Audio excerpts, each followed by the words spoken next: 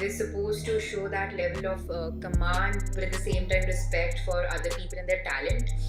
Honestly, this is taking me some time because I just got right out of college and my batchmates have worked at some places. When I kind of saw the syllabus, when I started preparing and gearing myself up, the thing is that I really began enjoying what That may not make sense to a lot of people. That why are you reading this? But if it interests you, read it, right?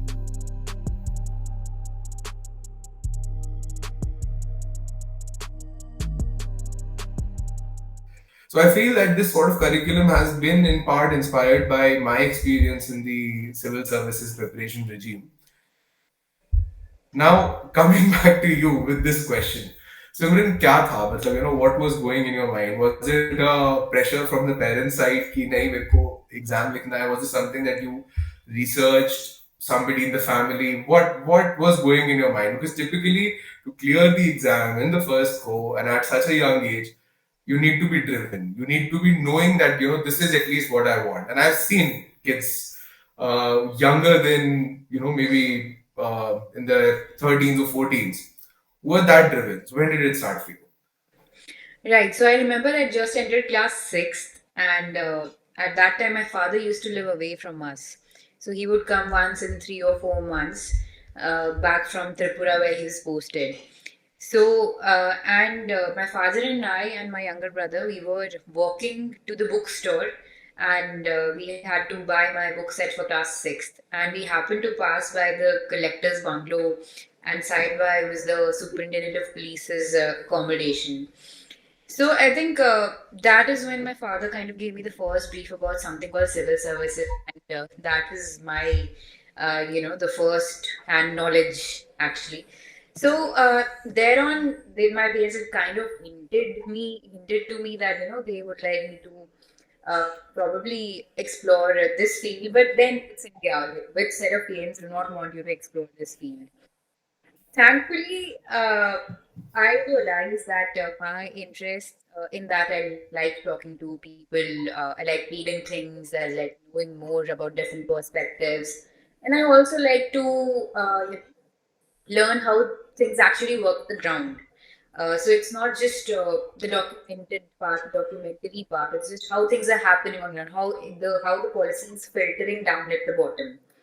So when I saw, what career could help me, what my uh, interest satisfy the debt that I owe to society. I also have a certain level of patriotism. So I civil services just quit, and when I kind of saw the syllabus, when I started preparing and gearing myself up, the thing is that I really began enjoying what I studied. And, although we tend to really glorify the exam on YouTube videos and Instagram reels, and talk about grand and super grand strategies, I think the best way is to enjoy what you study. This is what I did. And I think it helped me a lot. It wasn't a struggle for me. It was something that I was enjoying daily, waking up to my Lakshmikant and waking up to the articles that I had to revise for the morning and the statistics that I had to, find out and write in my GS3 paper. So that's the primary thing. I did not take it as a, let's say, a mission. I took it as something to enjoy. Fail हो गए तो दुनिया थोड़ी खत्म हो जाएगी. Exactly. So I mean that's so nice to hear because typically मैंने क्या देखा है इस एग्जाम के अंदर में मेरे बहुत सारे फ्रेंड्स ने एग्जाम्स लिखा था मैंने भी एग्जाम लिखा था Right. and I feel that the exam ऐसा है कि where luck definitely plays a small part if not a large part right I consider कि जिन बच्चों ने and by the way you've cleared the exam like CDS also and you've topped it so obviously you knew what you were doing you were enjoying the process but then there were students I know while in this process for whom the entire exam became the goal. Right? It was not about the process. And I think यहाँ पे ना एक Andrew Huberman says something very beautiful. He mentions dopamine release during the friction process. कि जब मेहनत कर रहे हैं, if a dopamine is releasing at that point, Yeah. that's what you should be aiming for probably right enjoying the process so beautifully said now अब चलो ठीक है, पढ़ाई वढ़ाई की बात है तो आई एम प्रीटी श्योर कि सिमरन तुम्हारे साथ में an number of interviews that you must have given, spoken to people, they must have asked you कि ऐसे चलो प्रिपरेशन का ये है, ये स्ट्रैटेजी है, ये बुक्स पढ़ना है, इतना ध्यान देना है, नहीं देना है, an number of things. What do you think has life in the academy been like? अभी क्या चेंज हुआ है, मतलब that perception is there from a candidate to now a probationary officer. Yeah.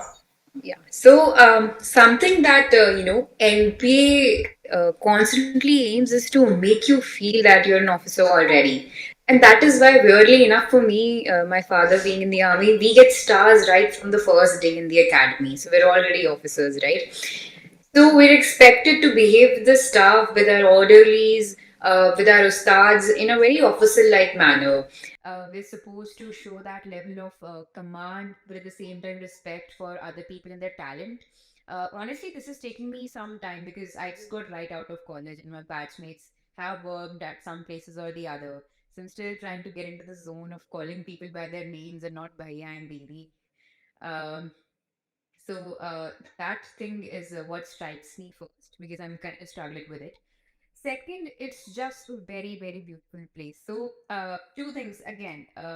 If you are gonna wake up every day at 4:30 and remain in your drill shoes till 7:30 in the evening, you can't. You can't.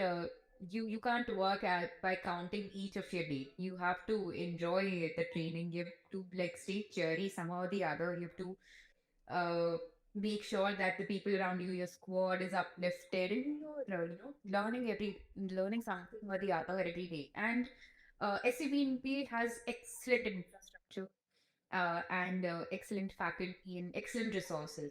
So why not utilize it to the best of the best possible limits?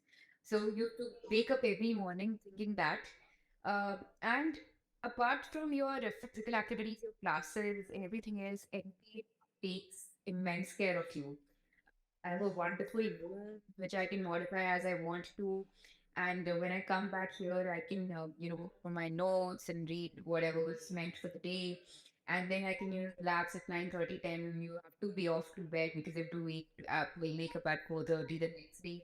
Plus, we also try to take in a very, the training has evolved over the years and our module is very very professional, and at the same time even in physical we have to do several tests and biometrics and everything to make sure that we're trained the way we find comfortable over the next few months. So it's amazing. I don't think that any other place has such resources and such the level of hard work that the NP puts into chiseling the officer out of us. It's just impeccable. So you said it's been how many days now? 20 It's days. 2 weeks. 2 weeks, 14 days. Yeah. These 14 days were grueling physically. No, they were not. So that's the best part. They had a few tests, in our orientation week, physical tests, physical efficiency tests like shuttle, yo-yo tests. Then you made us do certain push-ups and chin-ups and all, and hence they divided us into few groups for PT.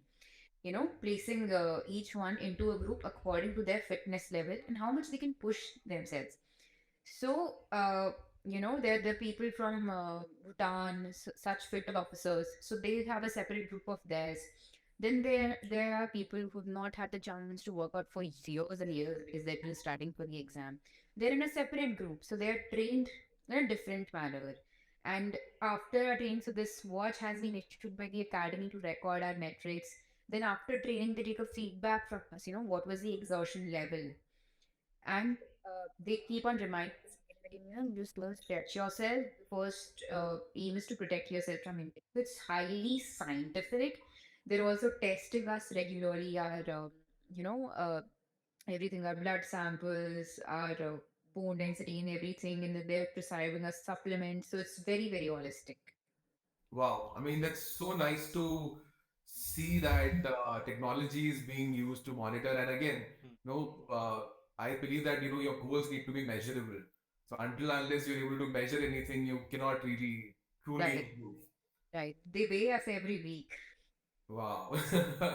But you, it seems like you've been athletic all your life. Well, I was an athlete till class 10th, 11th. Then, college happens, preparing for the exam. But I was into sprinting. So I think now I'm coming back to it. It's fun for me at least. Wow. Um, so Simran, other than the exams and the training, like, you know, what has been the life for you like, before you got into formal shoes of an officer and you had gotten the result? Were there things that you wanted to do, strike them off the bucket list? But yes, there is a decorum, like, when you're an officer, your public life sort of changes. So, was there things that you took off the bucket list? First of all, I never had a very active social media account, and now that I got done with my exams, first few things that I did was to set an Instagram and a Twitter account. And right after coming to the academy in our ICT lecture, the first question that was asked is, "How many of you are not on social media?" And all those who raised their hands were, told to really make social media accounts urgently, because that is one way how the authorities or the police communicate with people. So that is one teeny tiny thing. Other, I also had like really short hair before my exam, but now I'm kind of trying to grow it till here. Rest, honestly, I haven't really found the time to pursue other things, such as a travel somewhere or anything like that. But I think that in the coming years I might get into that. So if it's crossed, Yes, obviously. Have you been already allotted in a Carter? I have not been allotted a car yet. So that will happen post the training. Yeah, mid training. The training. Yeah, Okay. So you're going to be here for a good 8, 9 months, right? 11 months, and then 2, 3 extra months for my phase 2 training. So this is, I'm sure you're going to make good friends. Yes, totally. Have you already made, because I think this is what I've seen my friends, and I truly believe that network is what takes you forward in life, right? And I So think that's equally, relevant specifically when you are in the services. So that's the brilliant way in which NPA works. Right after our second or third day in the academy, we were divided into certain groups, and we had something called the group games. And then you we had small groups like holding two strings together and passing balls to it, and holding planks. 22 people holding planks and one ball passing to the bucket. So these fun, cool physical games. And I think that was the day when eventually we all became such good friends, holding those buckets and those ropes together. Get to make sure the group stays ahead. So they're fantastic ways of making you do what they want you to do. In class, we are divided into sections, and our seating arrangement changes every week, so that we know everybody else. We're friends with everybody else. Then get again divided into squads, into physical training groups, so that we mingle with others. We have competitions and everything. We're encouraged to, when they're in squads, actually, in a physical training, what really helps is that there are 20 other people doing the same thing with you. So when you were still doing that last, you're still doing that last push up, there are again people who want to fall down, but they're not falling down because they're seeing you next to you. So that camaraderie, I think that cannot be replaced, and that's NPA's magic. I mean, I'm sure that must be an experience in itself, right? Um, how has life been for you on the personal front in terms of friendships? Because what I have heard from my friends is that sometimes your closest friends, the way they treat you, right, that suddenly changes. And in the process, you become somebody. No, I mean, obviously, you are given such a big responsibility, so on and so forth. Have you been able to avoid all of that in your life, or has that been something that you've gone through as well?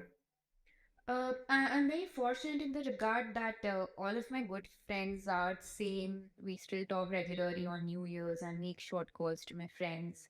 And whenever I need to rant about something, I can call one or two friends and talk to them. So that hasn't really changed. Of course, people's expectations in terms of how I should behave have kind of modified, but my good friends know me and know the kind of person that I am. Other than that, people do expect me to be, walk with a tall stance and command people around.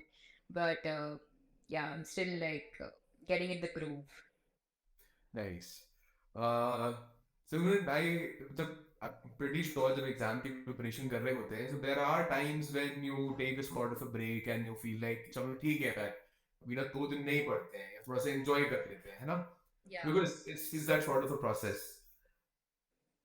Did you watch like did you consume a lot of media, let's say a movie, or did you enjoy listening to songs? Do you play something?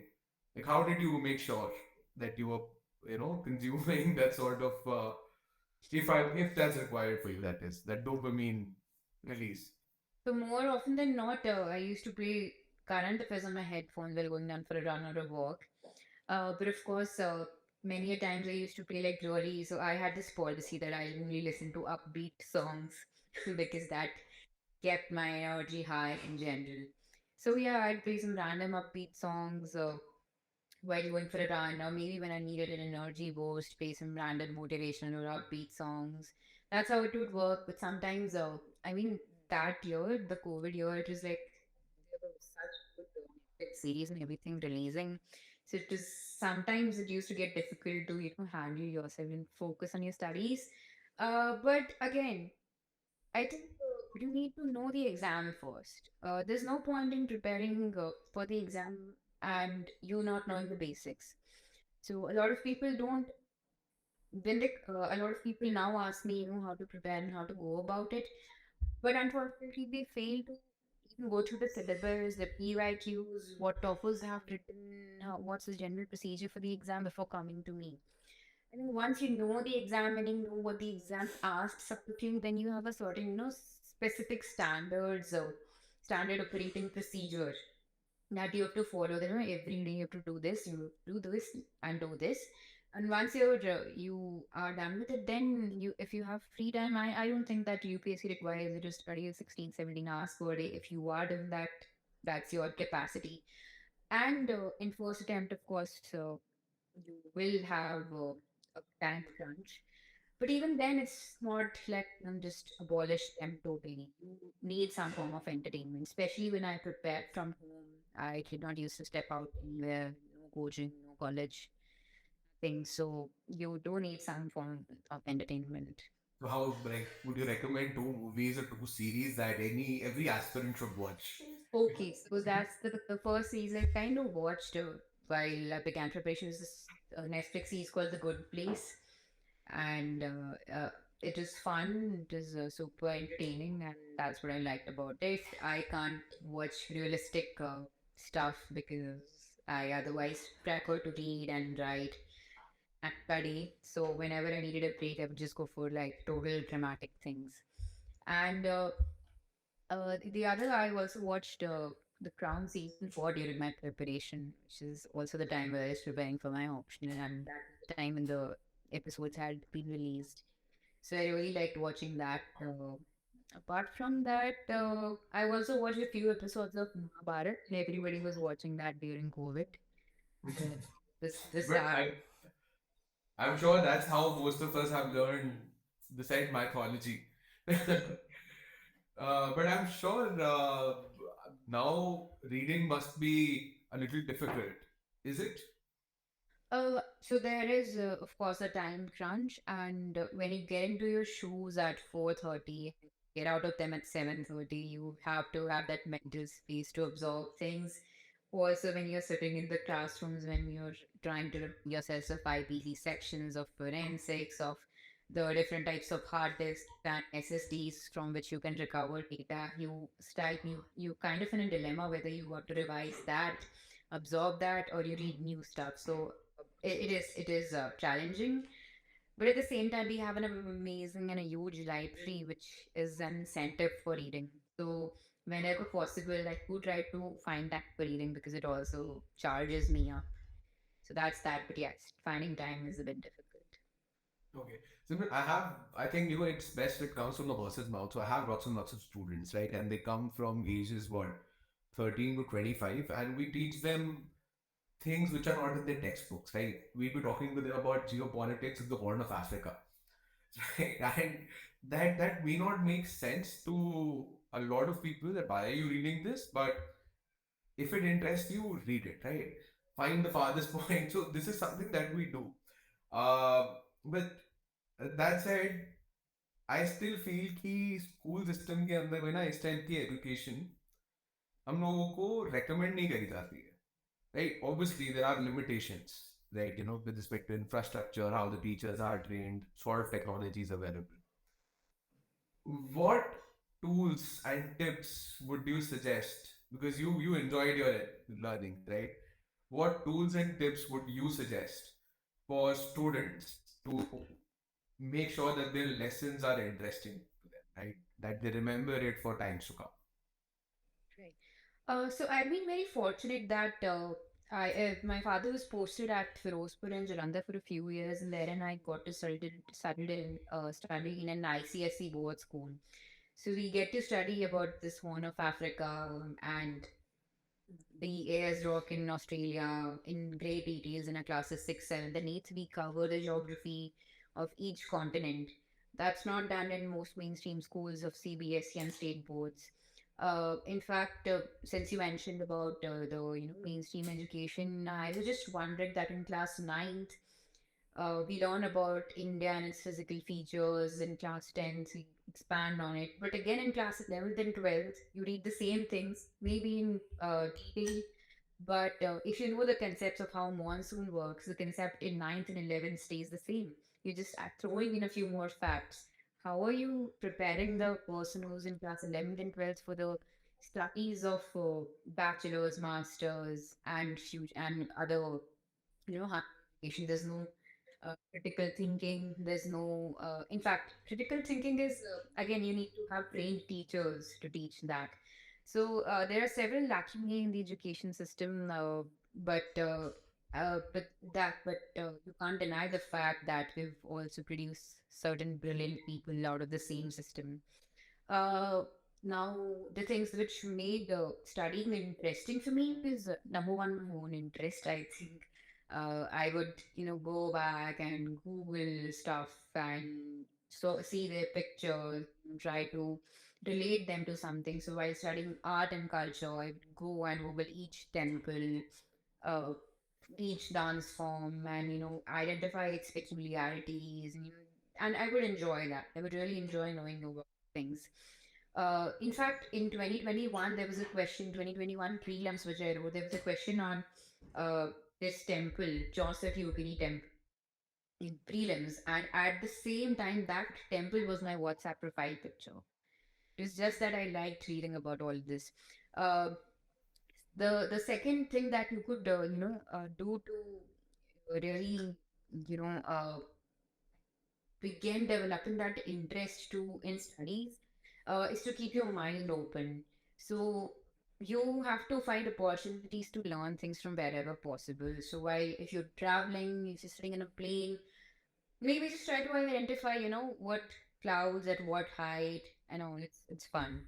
Uh, and if you're, let's say, if you see you opening an app which says okay, made in India with love, something like that. There's always you could always go back to its roots because and identify that if it claims itself to be made in India, and you eventually find yourself googling India's unicorns and the first unicorn and all of these things. So you have to really grab opportunities to learn, and you have to expand your bucket because the syllabus won't teach you all of this thing. Second, this third actually. Nowadays YouTube, I think a lot of my batchmates here, they keep suggesting me YouTube videos. They're excellent channels. Like in this crash course, there's the infographics show. Then there's a Russian or a German channel name I can't pronounce, but it begins with In a nutshell, no. could It's yeah, yeah, yeah. Same. yes. Right. That's there are several channels, and they can kind of expose you to things that you might not, think yourself. There's Kings and Generals, which elaborates history. So nowadays, of course, there are increasing media, so we can rely on that. But otherwise, I think I'll stay with the old school answer, which my father would say, which is that you have to have that interest to learn. And uh, it's very easy to develop that interest when you're a child. So exposing children to ideas and to facts and to information, and encouraging them to question them. It's just it has to be imbibed as possible. I'm sure. Um, Simran, what do you think about, life, let's say 10 years from now, right? I'm sure that that's a very long ask because we do not know what's going to happen.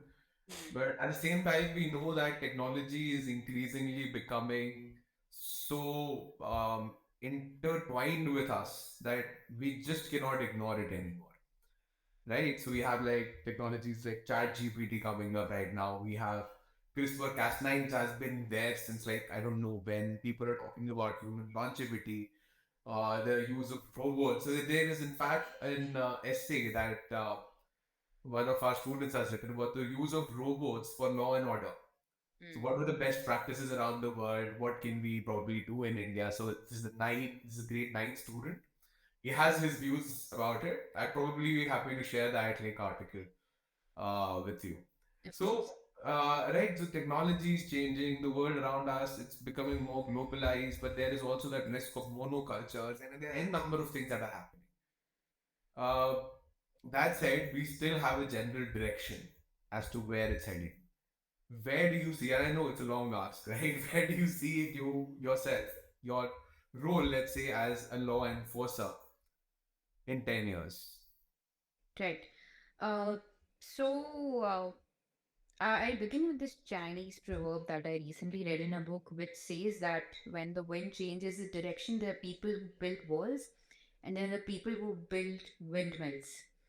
So, of course, technology is really changing the way we think and we live. And I also have to tell you here that, law and order through ICT is our largest paper here at NPA.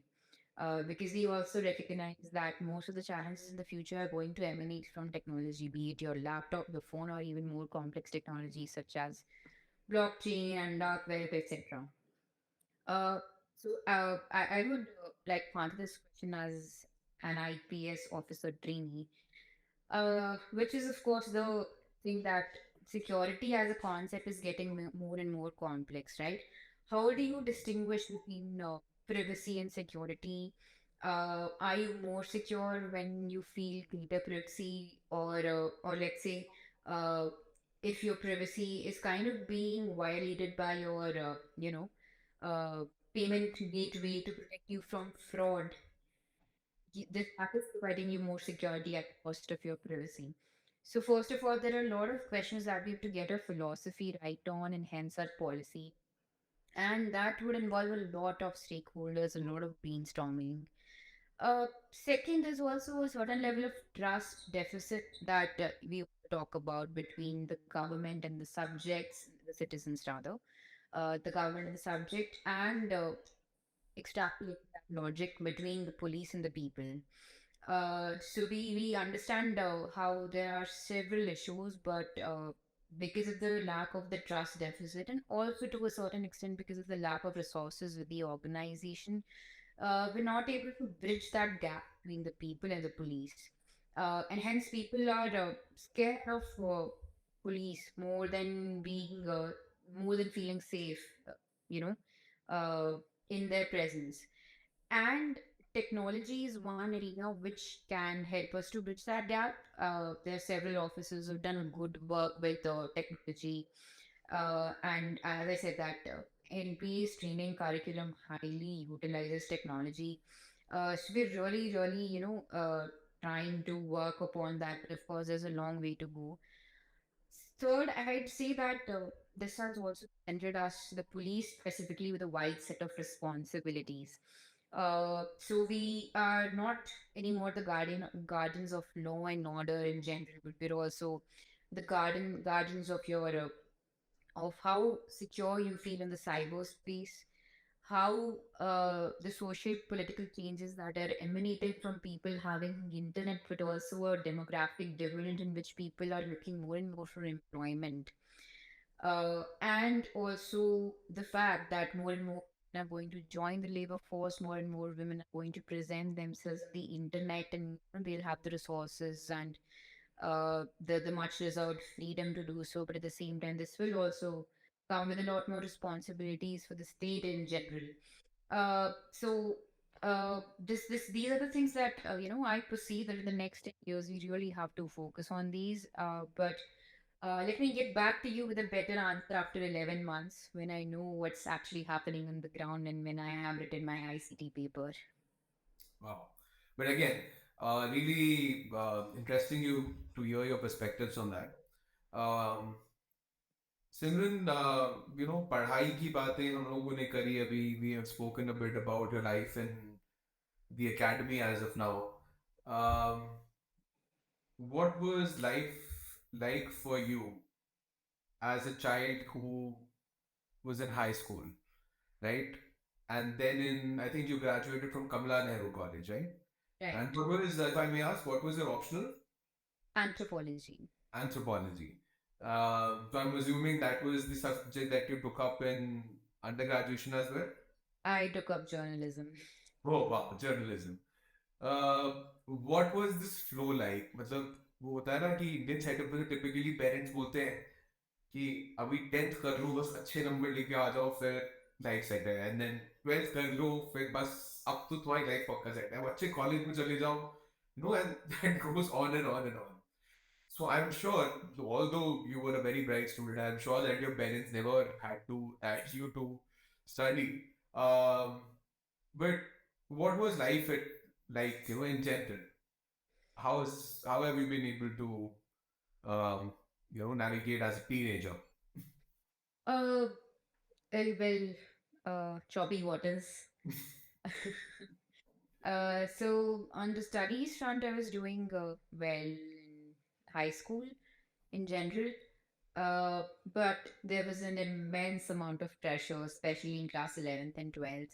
And now that I see my brother kind of wasting away his 11th, I really feel very happy and satisfied that at least he's having a good time. So again, 10th class sailed smoothly. I was popular in school. I used to participate in a lot of extracurricular activities. Then 11th came and I took up physics, chemistry, and biology, and things changed. And so there was always this thing that you have to be a civil servant right from school. But uh, what is a backup? So my parents wanted me to be a doctor as a backup because the same perception that nobody cracks UPSC in their first attempt. So you always have to have a backup, or rather, it's never a guarantee that you're going to get into the civil services. So you have to have a backup. So my 11th and 12th was both probably the most challenging phases of my life now that I look back. Even UPSC preparation was much more comfortable and enjoyable compared to that because I was waking up at 5, revising my things, going to school, coming back from school at 2:30, going to my tuitions at 3:30, coming back at 8:30, and repeating that cycle, writing numerous tests in the coaching, writing numerous tests and assignments in school. And at the same time, these many tests deserve these many revisions, which I was not finding the time for, and I wasn't doing very well in class 11th and 12th. Now, although I had decent marks in my boards, but even then, you have entrances and everything. So the mental pressure on me was immense. It was very erratic phase of life, and extrapolating that, my parents also used to feel very unsure and uncertain about my career. So eventually, I didn't end up going to a medical college, and that was disastrous for not just me but also my parents. But now that I look back at it, now that I look back, I feel that I've been very, very, very fortunate that I did not get into a medical college. Otherwise, I would not have been able to sit for the civil services exam at 21. So that's that series, initial crests and final throws.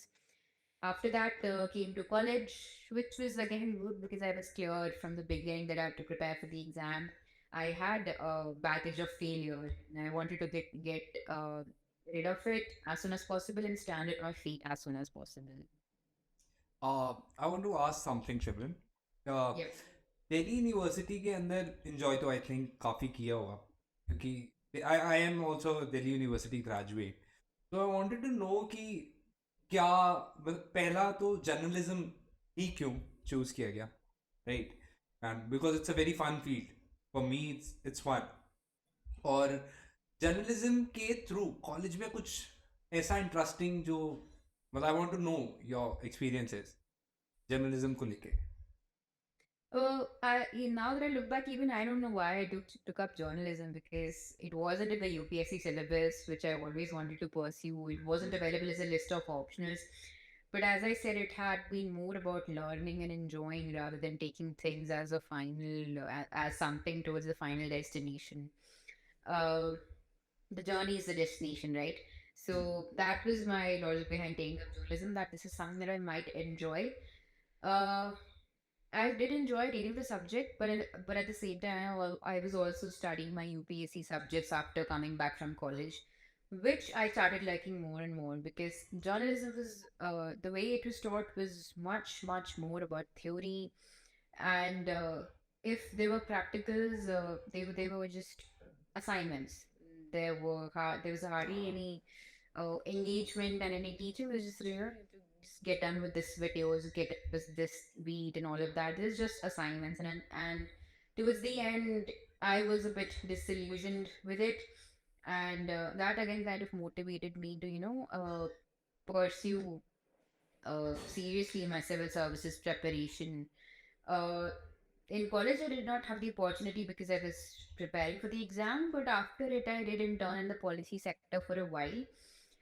Again, it was good to get the exposure because therein I felt the limitations that professional agencies have in general, and then I realized I was fortunate enough to qualify in my first attempt, or I would have been in journalism or in policy, where you have to really struggle a lot to make an impact and find avenues for yourself. So that's that. Basically, I'm coming to enjoyment. I was into a lot of extracurricular activities, yes, but because I was preparing for the exam and also attending college from 9 to 5, these were the only two things that were there in my mind. But did you join any of the societies? कोई specific? Since I was in pretty much all the societies, I was in the students' union of my college as well. Oh.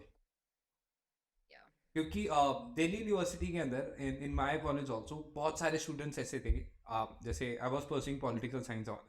तो बहुत सारे students ऐसे थे जिन्होंने पूरा 3 साल UPSC preparation के लिए दिया एंड अनफॉर्चुनेटली उनका नहीं हो पाया and now they really regret कि यार हमने एंजॉय भी नहीं किया लाइफ बिकॉज यू का फेस्ट सीजन काफ़ी पॉपुलर होता है, right? Student go to different colleges, right? And I use to go to Gargi college. Everybody go. I know because उनका फेस्ट काफ़ी ज़्यादा अच्छा होता है. तो गार्गी कॉलेज पहुंच जाता था. तो दैट्स वाई ना स्टूडेंट काफ़ी रिग्रेट करते हैं. ठीक है, तो is there any kind of ऐसा कुछ फीलिंग है कि यार कुछ कम एंजॉय किया? आई नो मतलब you clear it but still college life का एक बहुत ही अलग एक प्यारा सा बबल होता है. Well, sometimes I do feel that I should also have like dressed up and gone to fests and all of that. But there's the problem with me, which is that uh, I feel guilty after visiting such places, and more importantly, I don't feel that I deserve to be there. So I've always wanted to stand on my feet, and so in the army also we have lot many social evenings and gatherings. So even that I used to find myself out of the place because you see, such bright officers and everybody. So I used to question myself, what is the sense of me being here when I have no, when I haven't really achieved something. To have the luxury of the time to be amongst these people and this place. So those were my deterrents. But I would say that if you have the time and you have the year gap between UPSC and your college, then there's not really much of a harm in exploring college. You know, everybody should. This is a once in a lifetime experience. So, uh, yeah, of course. And but at the same time, just one piece of studious advice, if you'd allow me to, which is that as you mentioned about a lot of your batchmates and classmates mentioned that they are preparing for UPSC and not indulging in these activities. So a lot of time I used to hear that everybody would say, write UPSC, we'll finish college, then we'll wait for a year, then we'll write UPSC. And that year would never come. So if you have to write the exam, I have my seniors who graduated in 2018, 19, 20 with the aim of qualifying UPSC. Uh, and they're not, out of the fear of the exam or out of the lack of preparation, I think they're still not sat for the exam. And by the time they sit for the exam, the dilly-dallying and the relaxation and the uncertainty, because you also are finding yourself sitting at home free, so you start questioning yourself and your abilities. So if you are thinking of writing the exam seriously, please write it as soon as possible. That would save you a lot of trouble. Absolutely. You know what? I concur with that. I think it's better to fail faster, True. right? Why? Because you learn so much. That was the same case with me, Simran. When I wrote my exam, पहली बार father ने बोला कि लिख दो, तो ऐसे ही बस टूटे मन से गए, टीचर हम लिख के आ जाते हैं, राइट? फिर वो रिजल्ट आता है साल भर बाद में, तब रियलाइजेशन हुई यार सिर्फ 4 नंबर से प्रीलिम्स रह गया था आपका, एंड देन लाइक अरे चलो थोड़ी सी मेहनत करते हैं sincerely, Hmm. oh, all preparation. But I still feel that, you know, it's better to fail faster. You should be writing the exam as soon as you're eligible. And I tell everyone of my students and people I meet that whether you want to be a civil servant or not, just write the exam. It transforms you. Of course. Condition being that you fall in love with learning. So that was something that I've always used to remind myself, you know, even if I fail, I'm just 21. There are people the age 30, 31, 32 who are writing the exam. I'll still be ahead of them. So I used to keep myself occupied with these tiny, teeny motivations. No, absolutely. I think we should try as many things as we can and, you know, not be. It's just the fear of failure that holds us back. So True. typically, at least what I do is I announce it to the world, right? Sort of, and that's my way of dealing with pressure. Some people don't like pressure, so I don't think so कि कोई ऐसा कोई सही तरीका होता है कि pressure में काम करते हैं या नहीं करते हैं. I think everyone works very differently. There's no one size fits all, Of course. and every student has to find their own strategy, right? Of course. Yeah. So I also was sort of against coaching, honestly. Even right now, I'm a huge proponent of homeschooling, at least in the Indian setup. Schools, I still believe, are those places which teach you a lot of emotional intelligence. They teach you a lot of social intelligence, but that's not for academic learning. If you're looking for academic learning, there is so much that you can do. You know, condition being that you are driven to do that. But that's really interesting, you know, how education system has changed over the years. When I used to be a student in grade 9, 10, 11 and 12 like during my high school, तो syllabus थोड़ा सा अलग होता था. अब बिल्कुल अलग हो गया है. You know, what do you think? Do you think that your Indian school education system and a significant part of it is covered as a UPSC syllabus, right? NCRTs बोलते हैं, recommended होती है कि चलो ठीक है 9 10th का या 6 to 12th की NCRT तो एक बार पढ़ लो. Hmm. Do you feel that that's true? That's necessary? That's or there could be certain things that you could do to make them a lot more informative because NCRTs तो हर किसी ने पढ़ी है ना. मतलब हर साल 27 लाख बच्चे पेपर लिखते हैं, 30 लाख बच्चे पेपर लिखते हैं, हर किसी ने एनसीईआरटी लिखी है, but not everyone is fit to write the civil services exam. So why that? Like, what is your view of NCRTs? Of course, people do recommend NCRTs for UPSC, and I think the prime reason behind that is NCRTs is quote unquote government affiliated, abides by the government syllabus, so you can't refute it. And B, in general, NCRTs of all the subjects more or less cover your UPSC expansion. But at the same time, I think minimizing UPSC syllabus to NCRTs would be a disaster because UPSC is very, very dynamic, as I'm sure you know. So they'll ask you random questions about a random river in a random continent, about a random person in a random space explorer.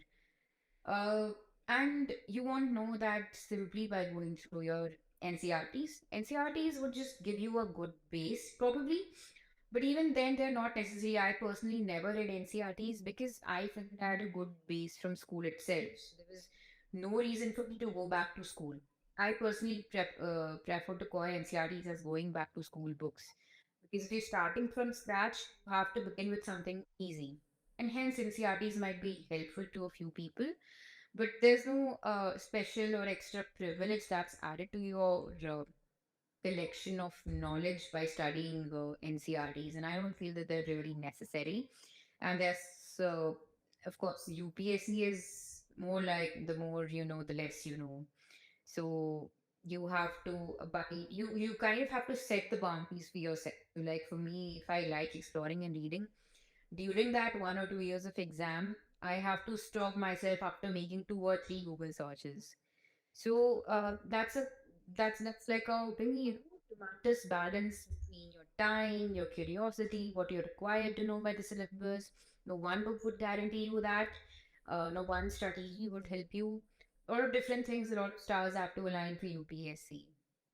मतलब ऐसा नहीं है that UPSC syllabus is everything under the sun. Obviously, there It's are deadlines. so let's kind of divide this into prelims and mains now. Now, if you've understood UPSC, the most important thing that you need to understand is mains. Now, mains is definitely not everything under the sun. They will try to ask you some random questions, will pop up some questions here and there once in a while. But by and large, if you're a serious aspirant, you would be able to handle them nicely and with grace. But prelims could be a matter of 1 or 2 months here and there. So therein, not just random knowledge, but your deducting ability that you develop by learning things from here and there. So that really helps in prelims.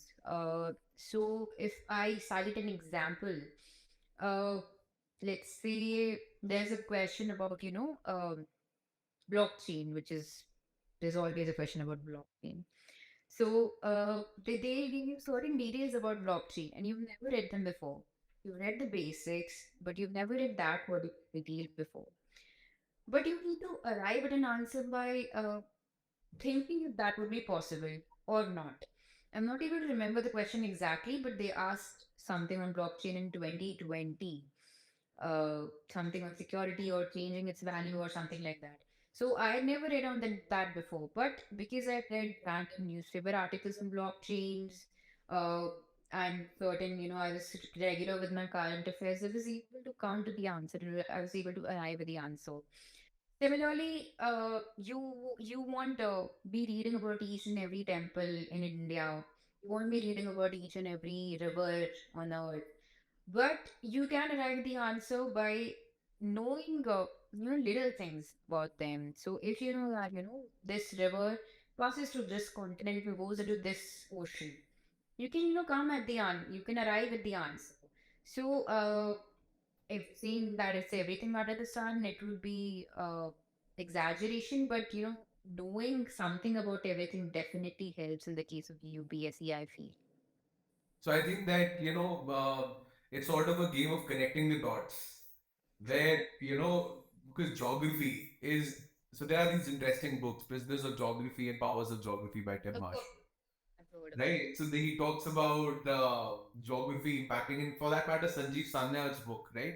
Yes, the A land. brief history of India's geography, I think. Land of Seven Rivers, if I'm Yeah. not wrong. Yes. So, I mean, that dictates so much about, geography, किस तरीके से आपकी politics को impact करता है, किस तरीके से economy को impact करता है, किस तरीके से society को impact करता है, and so on and so forth. And Let me be honest, when I was a high school student, I hated geography. I felt, and now I wonder why was it taught as a social science? It's a science. It's essentially you have geology, you have let's say oceanography, you have like such vast fields. Right. And once you understand geography like that, the phenomena like black soil उसी जगह पे क्यों मिलता है, red side वहाँ पे क्यों मिलता है, right? These become obvious. Why are volcanoes found in a certain place? Like everyone has read about Ring of Fire, but human. So I think that this is where that UPSC exam sort of challenges you also to connect the dots. And that is why I tell everyone, I don't know whether I'm right or not, maybe your opinion on this, that exam clear करना है या नहीं करना, आप एक बार exam की preparation करके attempt तो पक्का. I know, don't. And a lot of people I meet sometimes they say, don't waste your youthful years in the preparation. And again, I think everyone comes from different places. They're all entitled to their thoughts. What is your opinion on it? क्या ये exam को, जैसे काफी सारे लोग बोलते हैं कि नहीं कहाँ है, तुम 4 साल लगाओगे, 5 साल लगाओगे एग्जाम लिखने में. I still there that while you're preparing, while you're let's say working, write the exam. So what do you think? So I would slightly like to differ here. See, I loved preparing for UPSC because it was fun for me, it was easy for me. But it is not fun and easy for everybody, right? It is artists for everybody. Now, here I have batchmates who have children who are in third and seventh standards and they have to look after them. They have 10,000 other problems in life. They're people who are not from financially well off backgrounds. They're people who have, different priorities in life, who want to start up, or maybe don't join and the private sector. So preparing for this exam can be very daunting for them. And I don't recommend, because I've had the experience in 11th and 12th when I did not like reading my physics, chemistry, and biology, and it was a mental torture for me. But here and where I loved the subjects, it was a breeze for me. Second, I feel UPSC, again, more or less, it questions your collection of knowledge. So there's hardly any evaluation of your personality apart from the interview. Now, if you want to learn, acquire knowledge, there are obviously better ways in preparing for this exam, which is uh, somewhat, it has to cater towards all the social parameters. It also has to take care of children who are studying from government schools and also children who studied in international boards. It also has to ensure equality, equity, uh, everything. If you want to learn, of course, then I would say that the better means that great online courses nowadays and everything. You could, of course, read your Lakshmi Kants and Spectrum as and when you like it. Skip that part of the syllabus which you don't like. But if there is one exam that I really motivate everybody to attempt, that is the CDS exam, which is because it's CDS, so you have to qualify the exam first, so you have your basic GPA ranked. So it isn't very advanced, but it isn't very minimal also. It's very moderate. So as let's say, it would push you to kind of learn slightly if you kind of need that motivation. And most importantly, the SSB is a life changing experience for almost everybody who attends it. It forces you to question yourself, your life decisions, you as a personal person, your psychology, how to present yourself and your thoughts better. The 5 days that you get to stay in SSB, you learn a lot about you, your abilities. You make lifelong friends. They ask you questions that you've never thought about yourself. They test your psychology, how your leadership skills, your uh the if you're a good leader, are you a good leader, or are you a good communicator? So they test these integrities. So I personally suggest all friends and all students in general to prepare for the serious exam at least once in their lives, because the SSB is a really really life changing experience for many people. So it's sort of a self-learning exercise where you learn a lot about yourself. It's About like yourself. writing a university application at times also. Yes, Uh, yes, but much more advanced. Much more advanced. So I think that's a really interesting insight because why I typically tell and ask this civil services wala thing is for me that comes from like entire UPSC, चाहे SSB, maybe up for that matter, right? Because it keeps you informed about the essential world affairs. For example, a lot of my friends now, like let's say mid career, in their mid 30s and so on and so forth. Um, they're now picking up politics, they're now picking up economics, right? And for somebody who takes up positions of immense responsibility, the economist becomes like your mandatory sort of a read. You would wonder why do you have to learn about politics and geography and science and tech? So I think that sometimes a lot of people realize the concept of lifelong learning a little too late in their life. The whole Totally. premise is just that you have to be able to constantly learn, right? You cannot. At one point in the NEP, I think the government is talking about multidisciplinary education, interdisciplinary education. And at the same time, we ask students who are like, "Arey, मैं तो engineering कर रहा हूँ ना. The why do I need to learn about economics? Why do I need to learn about politics?" And similarly, we have students other way, like people like, "Why do I need to learn about what's happening in biotech?" Yeah. So, but I think that boundary is sort of blurred. What do you think? What advice would you give? Of course, I personally am of the opinion that one should be a jack of all trades when it comes to, knowing things, especially the bureaucrats and the police. They have to, because they are the one who will be eventually be formulating policies, which cannot be done in silos. So they have to know, the basics about everything. You just can't afford to not do that. But I'd still feel that UPSC might give you some sort of a push or a shortcut towards doing that, but you have the thirst for knowledge. Then there are obviously better sources. So reading Sanjeev Sanya's book or the other geography books and atlases is definitely better than sticking to just one NCRT, because if you prepare for UPSC, then you'd have to stick to that one NCRT. But if you would, chasing knowledge for the sake of knowledge and not just for the sake of cracking a highly glamorous exam, then you have much more options, much better options to study. You don't have any inhibitions that I'm going out of the syllabus, that I'm wasting time and all of that, and you naturally learn things yourself. So, is it safe to assume that you're going to be picking up a lot of these readings in times to come? Yes, I've already started exploiting NPA's library, so look Wow. forward to Would it. you recommend 5 books that everyone should read in 2023? Okay, tough question. So, so I began with this book that I read last year, which is called The Silk Roads. I think a lot of people might have heard of it. It's by Peter Frankopan, and he's tried to give a perspective on world history from the East. So he says that most of the world history comes from Europe, but let's just try to look at it from Central Asia, China, India perspective. So if you need a primer on world history from a different perspective, I think that could be a great book to go with. Uh, Second, I would suggest, and these are all the books that have come to the top of my head because I've read them recently. So I read this book called The Great Wall of Debt. So it's about how China's, fiscal situation is. Apart from the fact that it throws a lot of light on China's finances, I think it's really helpful because when I read that book, I also found a lot of similarities in India here. So, for instance, the book talks about ghost town and ghost cities.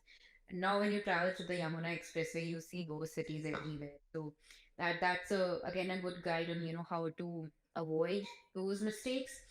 Uh, Stepping towards fiction a bit, Dan Brown's my favorite writer, and hence Angels and Demons and Deception Point and Digital Fortress. Have to mention them.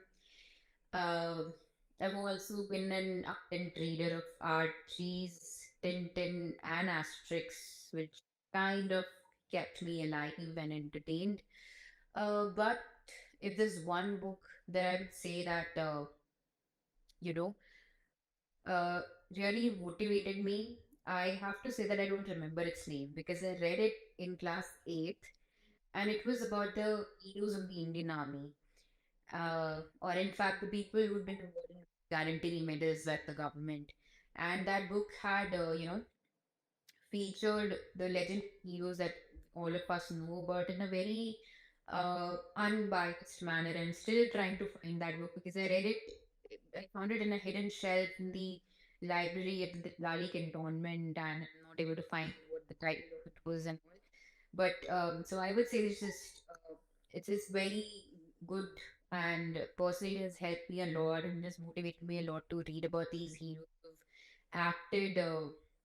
Acted, without really giving the thought, uh, and acted as good leaders for their country, for their men, and for their people. That regard, Shiva Rose books are definitely helpful here. Wow. So I think that's a good start. Like bit of fiction, bit of non-fiction. And again, I feel you should just read and write. Right. Once you read, you discover. Yeah, absolutely. One last thing, as your advice or your opinion on writing. The art of writing is now, you know, going away. Kids don't write that much. And at the same time, this exam requires a lot of writing. Like means what? 9 exams, 7 evaluative that way, and immense writing to do. Right, right. What And happens when you write? What changes in your mind?